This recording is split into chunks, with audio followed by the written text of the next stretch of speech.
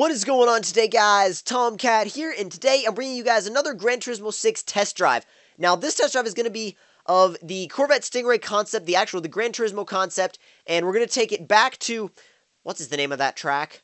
Oh god, I've completely forgotten what the name of that track was. Oh, it's frustrating. What is the name of the track? Okay, Willow Springs. Never mind. The Streets of Willow. Now, I brought all the other cars that I've tested here, and because I feel like it's a nice mixture of corners and small straights. I mean, you're not going to get, the straight on the Nürburgring, but you do get a straight. You get one big straight, and then you get quite a few corners that are fun to play around with. So, excited to test this car here. I'm excited also to see if it's any different from, well, it will be different, but I'm excited to see how different it is from the FT1. Now, is the traction control off? No. Traction control is not off, so we have to go back to the little menu and turn the traction control off, because I'm not racing with traction control on. No way. Yeah, traction control off. ABS off. Everything off. Do all my, always, especially when I'm driving a car for the first time in GT, I like to do it with everything off. So that way, I can actually experience what the car feels like off the bat, and what it actually feels like without any electronic assistance. Oh, yes. Yeah, back end came all the way around. I just wanted to see. And yeah, it definitely does. Oh, it's not bad. Not bad at all. Nice quick steering, too. Whoa. Whoa, it got a little bit squirrely.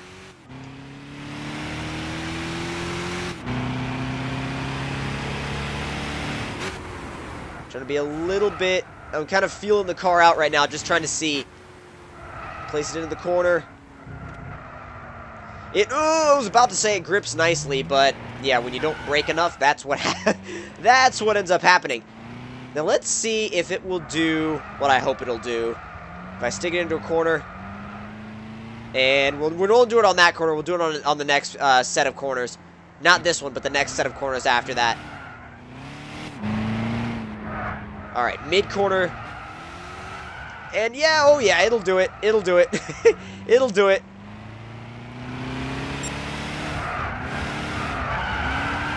It's willing to have a little bit of fun, but you have to... It's actually quite grippy. It's not as willing to get sideways as the FT1 or the M4.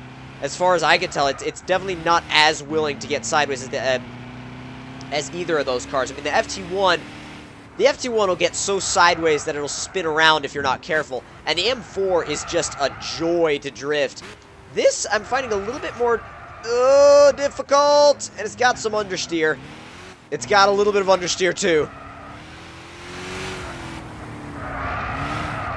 And I'm feeling like the ratio for third isn't the best for going sideways. I feel like you might need to keep it in the higher RPMs in second instead of keeping it in the mid-range in third, but...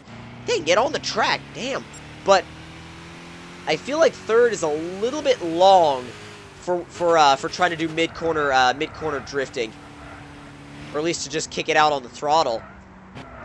And as you can see, I've learned. We are not going off the track this time.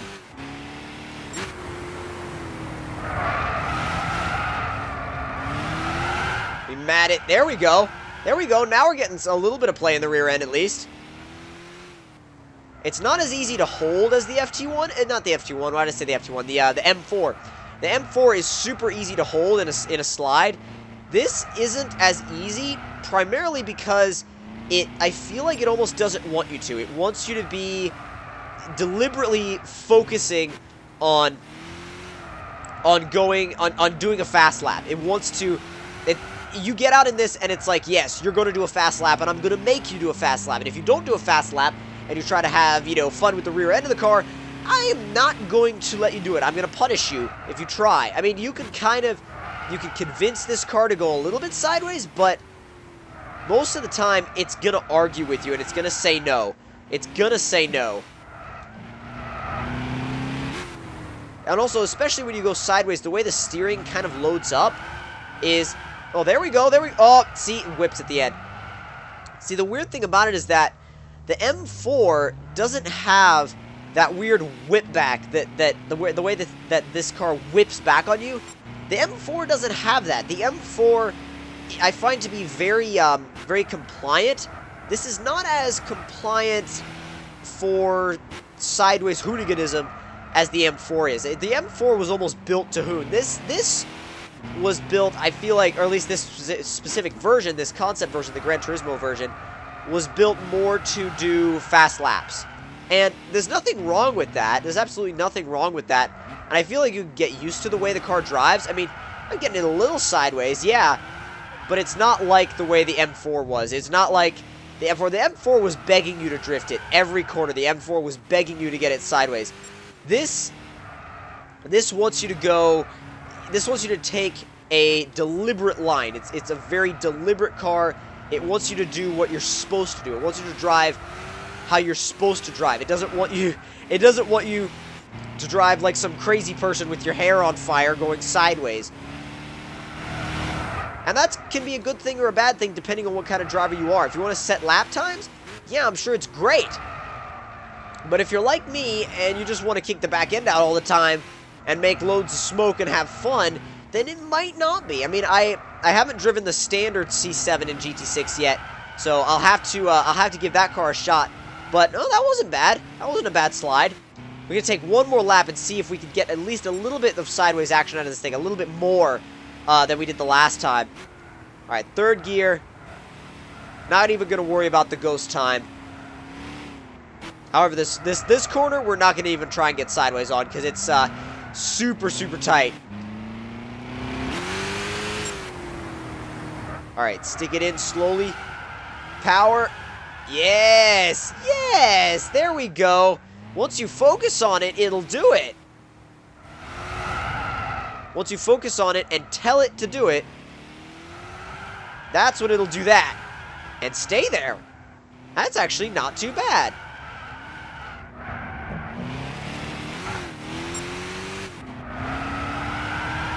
Uh-oh. Yeah, that weird steering lock came back.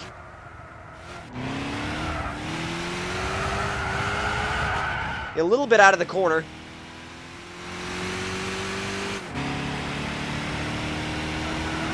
This next spot is weird. You have to be... Okay. It's a very quick set of corners. Give it a little bit of e-brake. Oh, the e-brake actually worked pretty well. Let me actually try that one more time. E-brake and power. Never a bad recipe. E-brake and power. Let's actually switch up the views real quick.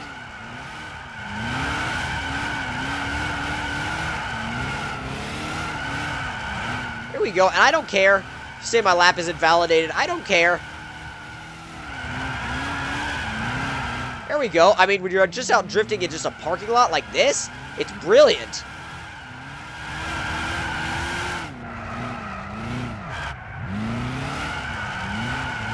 Oh yeah, it's just great for this stuff.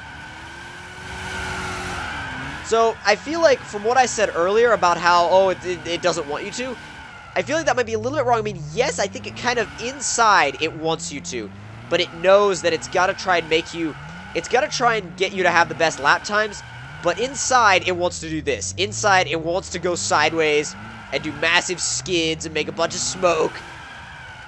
So it still wants to. It definitely still wants to. But if you guys enjoyed this test drive of the Corvette C7 Gran Turismo Edition in GT6, don't forget to leave me a like. Tell me in the comment section down below what you guys thought of it. And if you guys are new to my channel, don't forget to subscribe for more. And I will see you guys in the next one. Talk to you guys later.